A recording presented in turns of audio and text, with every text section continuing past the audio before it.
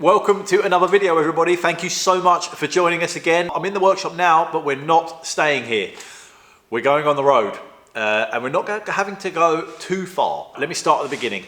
You know I'm on the search for an aeroplane engine from the First World War. So many of you have been really helpful and reached out and given me names of people to try, other people to speak to, people with collections of engines, which is fantastic. And one name that kept popping up was Guy Black. And I have been waiting weeks and weeks for a little slot of time for me to be able to go down to his workshops. He's promised me a look around, and this is a very, very rare opportunity to get a glimpse into the most incredible setup. Guy and his team there rebuild and restore and build anything to do with vintage aeroplanes. Two engines there, Rolls-Royce Kestrel engines. Underneath it is a Rolls-Royce tank engine. V12 again. V12, yeah. There's all sorts of stuff. And you've got aeroplanes. Thank you. Aeroplanes in pieces here as well. I'm not allowed to call them planes. I've always called them planes. Oh, look at that plane. No, a plane is for, for woodwork. An aeroplane. So that's it. Lesson number one. There's a Messerschmitt 109 E1, which is 1930, late 38, early 39. Behind it is a Hawker Hind that came from Afghanistan, from a scrapyard in Afghanistan. Behind that is a Hawker Audax, 1934, I think, that came from a scrapyard in Cheshire many years ago. Behind that is a Fiesler Storch, which is a German spotter aeroplane from the Second World War. And they're all work in progress. So all of these will be flying again one day? Oh, yes, absolutely. Yeah. And they're all our own projects. They're not customers' ones, which is why they're taking so long. That's why they're still here in storage. I'm afraid I'm at the back of the queue. Yeah. Oh. Yeah. I mean, I cannot even comprehend how long it would take to restore something like that. We always tell people they'll be ready next year. And just keep saying that. Keep saying it, and one day it might be true. It forced landed due to engine failure in the Battle of Britain period, just after it. And it was given to the Nizam of Hyderabad as an example of an aircraft that had been shot down. It wasn't actually shot down, it just had an engine failure. And we were able to find out what the problem in the engine was when we dismantled it. Was it brilliant? It's a fabulous story, and because there were no bullet holes in it, they got hold of a spike bayonet and punctured holes in the fuselage to make it look like it'd been shot down. Anyway, it's for a restorer. It's in lovely condition. It's really very original, and so far we've finished restoring the tail unit, so we're able to reuse about 85% of the material. That's amazing. Guy Black and the team there at Retrotec rebuild, restore, build, maintain, service, do everything you could ever imagine to vintage aeroplanes. They had the most amazing collection. The first barn that we walked into was full of old aircraft engines. Some of the weirdest, most unusual engines I've ever seen. Bearing in mind, I've been struggling to find any aircraft engines. Now all of a sudden I'm standing in this barn looking at about 10 or 15 of them in various states of repair, basically. If only that was old enough. That would be brilliant to put in a car.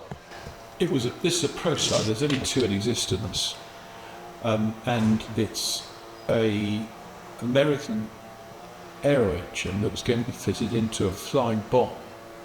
Oh, that would be brilliant. Imagine the kind of body style you could get with that, because it's so slim. It's a big old scoop on the front there. Elongated VW van or something. There's an amazing aluminium frame up on the roof, which I think is one of the floats from an aircraft that lands on the water. There was a nice big pair of slip rolls, which I had my eye on, which I may well be going back for. But there's so much cool stuff. But none of these engines are suitable. Radial is not going to work. We're going off of that idea. That's not going to happen. Nobody ever did it back in the day. So all of these radials that I'm looking at, number one, they're not going to work because they're not going to fit in the car very well. And number two, these are all too new.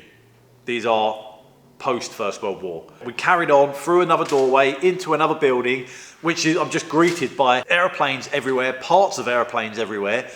Just so much awesome stuff going on. The tour carried on round and around. It was just room after building after building of mind-blowing, amazing, super talented craftspeople. Goes round the tail wheel of the Messerschmitt. That's the Messerschmitt again. It is, yes. That's for some reason that corroded really badly, and then 3D drawing, 3D printed in plastic to see whether it's going to work. Trial fit, everything else. Yeah. And then we make a pattern which is 5% bigger, again 3D printed and modified to suit, and we'll get that cast. Oh, so it's a cast part, is it? It's a cast part. Yeah. Okay. Very, very talented mechanics and engineers. They're just set up for everything to do with vintage aeroplane engines. It was just the knowledge that the team there had. I was chatting to a few of them, and it was so good. This one's in for a bit of a service, done some hours, and I was going to get new piston rings for it, but I think they're oversized on their thickness. Things like piston rings for these, can you still get them? No, you can't get anything. Of course you can. We're making a rib for a hurricane rudder. We've got two different types of ribs. We've got obviously this style with the lightning holes and the flanges either side, and then we've got some other that are they'll actually be formed from tube. We had to make those especially just so we could flange the holes for that rib. Yeah, we've got two of those ribs to do. So they've even got somebody there as a cabinet maker, used to be making fine furniture, and he's there making an aeroplane. We're making a Mosquito fuselage. So if you built a boat, you get a lofting drawing like this, and basically what it does, it gives you the shape of the boat external, and on one side It's like a cross section. yeah. Yeah. So you have a datum line, there and one there, and then this portion of the drawing looking backwards, so largest to smallest hoop, and then this side is looking forward, so largest to smallest at the front. So that's how they build. That's like a boat. Oh, so I see. So it's the whole length. Yeah, it's the whole length in hoop. All just in one. Yes, on a cross flat, section. Yeah, and then on there it gives you all the measurements. So that's how you do a loft drawing for a shape. A three-dimensional Yeah. changing Before shape. we had a computer-generated thing. Yeah. You know? So that's what you would have So started. with. you've managed to make these bucks behind me. Yep. From that and this. and a couple and that and this. Yeah, so that's how it started. And then each one of them hoops is one of these stations across here. This is really interesting because this here is an original factory photograph of how they built the halves of the fuselage. So it's built in two halves, so left and right, and then it's rotated onto a jig and then fitted out inside, rather than crawl down the inside and start fitting. Oh wow! So they fit out They did it standing up. and then bolt it together. And then they just glued it together. Just glue it. Like a shell, yeah. That's so clever. 38 foot long. Huge. Yeah, it's quite big. Yeah. But it's very narrow. Because when you sit in the cockpit of a Mosquito, you can't sit two men side by side. What? They have to be staggered. Okay. Because of the shoulder width. Yeah. You can't get two seats in. Like some cars like that. These Yes. sort of land Yeah, speed that- cars. The passengers, the That's mechanic right, you have to seat sit back. is staggered. Yeah. Yeah. This is the bottom of the aircraft. So this would be Bombay doors. This would be the intermediate panel, and the wing would be just up there. Okay. So if you walk forwards, you've got, every now and again, you've got these cutouts, and this is where the bulkheads fit. So these are bulkheads that we've not yet finished, but we've been started. So these are the drawings we're working to. So these are original de Havilland drawings for bulkhead number 4, which is the main bulkhead behind the wing. And then all the parts are cut. The hoop on the outside, this hoop on the outside here and the inner hoop are laminated. So if you ever look at this, you can see these are not finished, they're rough at the moment, but they're laminated together. So 4mm, and then they're bent round and glued. It has to be done in the same way as they did it. Yeah. We can't change it. It has to be done in the same methods, the same processes. Whenever you see a Spitfire flying over, these people doing these experiences, they've been restored by a workshop similar to Retrotec here. So this is what I learned. Say there's a piece of aluminium tubing on the structure of this aeroplane. You need to know the paper trail of where that piece of aluminium was made, but not even to where it was made, which foundry it actually was melted and started life before it was even a piece of tube. You need to know everything right back to the raw material and have a paper trail of everything and everybody and every company and everywhere where it's been. Then if you start needing to drill a hole in it and machining it, every process you do has to have a piece of documentation, approval. People need to approve it, it needs to be tested. A little piece of the tube has to be cut off and kept as a sample. So with every single nut, bolt, washer, piece of aluminium, whatever, on an aeroplane, there is literally a folder of paperwork proving it is what it is, and they know where it's come from and who's worked on it every step of the way. They can't use plywood from a builder's merchant's because it hasn't got the paper trail that they need, so they actually make their own plywood, which I just find mind-blowing. The timber that they use isn't good enough. It's not the grade It's got to be birch. It's got to be #1 birch with no faults in it. no knots with those horrible cutouts where the knots used to be, and they've filled it back in. Anything. And then you've got a process of testing the material before you use it. So the plywood that you make here to suit this project, you must have to get that certified and checked and approved. It's going to be once it's made done to British standard for the aircraft grade ply, and then it'll be tested. Right, testing, and then it'll be approved, and then it'll be signed off. Which is balsa wood, with a spruce capper. I knew there was a lot of regulations, but goodness me, obviously they're a brave team there to take on this and do this as a job. But that means really that they can do anything. These old airplanes and the old airplane engines are rare, and if you need a new carburetor or you need a new cover for something or a new part for somewhere, you're making it because you can't get old ones. I mean, saying that, they've got a pretty decent archive of old original pieces because they've got so many of the original drawings. Everybody there knows exactly what they're looking at. Guy knows every little part, so when he's wandering around a fair, an aviation fair or something like that, he'll see some sort of, bracket for some wing mount or something, and he'll know exactly what it is and scoop it up. So it's just having that knowledge is so helpful. But these are original drawings for the item, and it's coming here to be checked. And something like this, we only need one, but we make two and a third one in case one gets failed inspection or breaks. Okay. So that's whilst you're going through the manufacturing process, it makes sense to make multiples. Yeah, that's right. Fascinating. Oh my God, another machine that I'm going to use one day. Guy has got this amazing old, big, long, I think it's about 5 meters long, big cast iron machine, and it's got a huge motor at one end with a chain almost like a ratchet mechanism. You clamp a piece of steel tube or aluminium tube to one end, and this huge motor will pull it through, draw it through a plate, and it would change the profile from round to an aerodynamic piece of tubing. They've got an amazing display on the wall with all the different profiles that they can do, all the dies that they've got.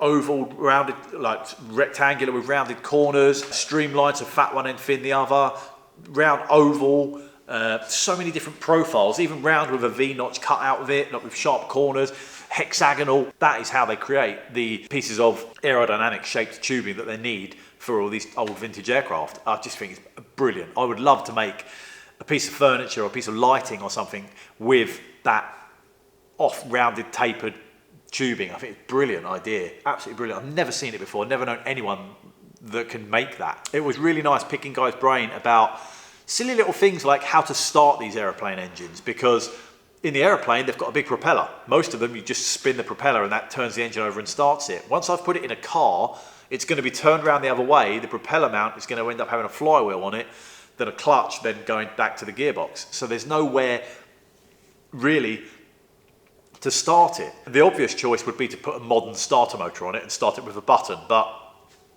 that feels a bit like a cop-out. We need trying to keep things era correct and as it should be. A hand crank would be really nice, but slightly difficult. Some of these engines had air start, which fascinated me. The air pump it goes through a carburetor of kinds, which mixes the fuel with the air. And then that goes into this valve here, which is a distribution valve. See, that's the air supply goes in there. Then it comes out through this multiple tubes which go to individual cylinders. So there's 12 pipes come off this, and in there you can see the injector units for it.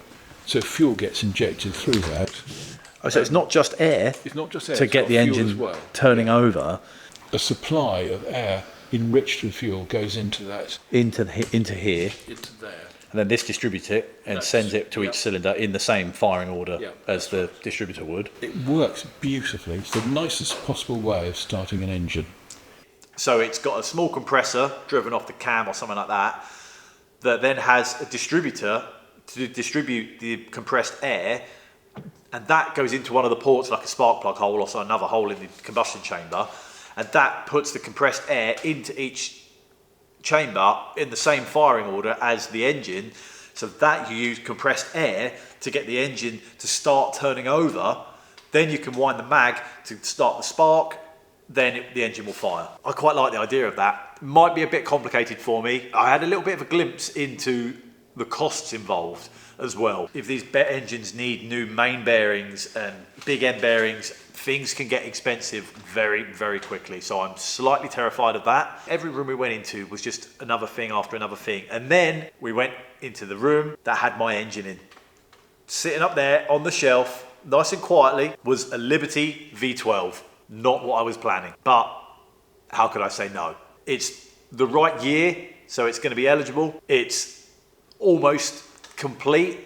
It's an Aero-Engine. They made these for tanks and things later on with big cast iron cylinders, but this is an aeroplane one. I went originally just to look at it, but you know as well as I do, I was coming home with it.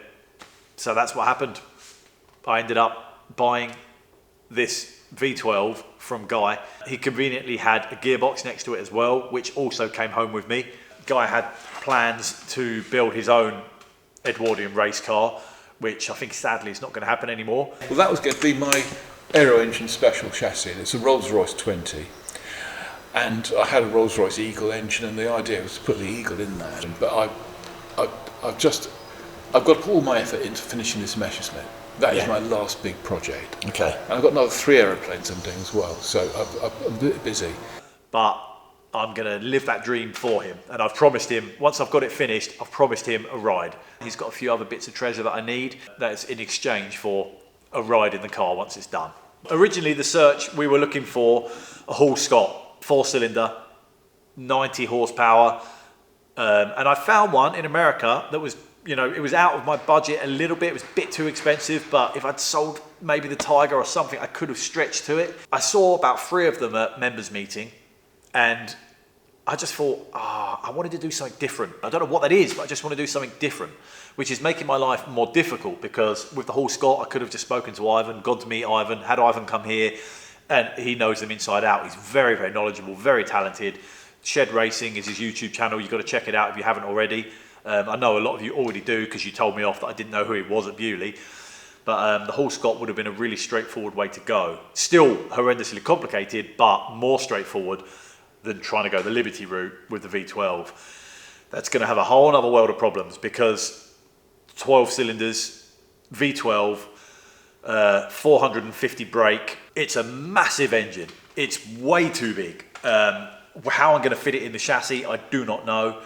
I don't want to lengthen the chassis. I don't want to build a big long car like Babs, the land speed record car. It's just too long, too big. So the honest truth at the moment, I don't know what I'm going to do, how I'm going to make it work, but all I know is we will make it work. I've got a few ideas buzzing around in my head. I've spoken to a few people, and I've kind of started the ball rolling. I've got a few ideas niggling around in my head of things that I might do, which you'll find out later on in this journey. The good thing about Liberty engines is there is a lot of literature out there. I've ordered the book. There's a really good book from America that's not arrived yet, but I've ordered the book, which has got loads of information in it. I've already spoken to a couple of people in the UK that have got these engines, that have got parts, willing to share information and lend me bits if I need to copy bits to make. It's a really helpful crowd already, really, really helpful. So I quite like the Liberty community that goes with these engines. Actually, I will say I need distributor caps. So if anybody out there, this is a long shot, but if anybody out there has got a Liberty V12 distributor cap, I need 2. and one rotor actually as well. There's a company in the States that reproduce them, but I want an original one. A very rare chance to look around some of the most amazing workshops I think I'm going to walk in a long time.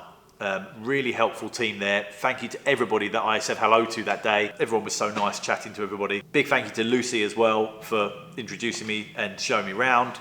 I mean, everybody there was really, really lovely. Now we're back at the workshop and I've got the V12 here. I would love to try and get it running like it is. This particular Liberty V12 is slightly unusual in the way that it was built by Liberty, First World War aeroplane engine. After the war, there was a surplus, there was V12s everywhere. There was a lot of big engines lying around. So somebody called Garwood started a company converting them to marine. He held the speed record for speedboats. It's all marine stuff. They're nice and light because they're an aircraft engine. They're nice and light, lots of power. And he converted them to be used in boats, which meant swapping the barrels round.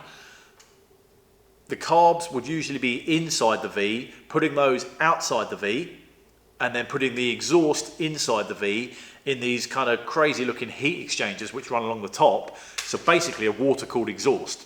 They're the original carbs, but they've just been relocated to the outside with these one-off cast aluminium manifolds which are part of the Garwood conversion. It would have had 4 carbs, so this is kind of the high power, up to nearly 500 brake, I think, conversion that Garwood's company produced. So I've got the inlet manifolds, the water-cooled exhaust, the water pump on the front is all part of that conversion.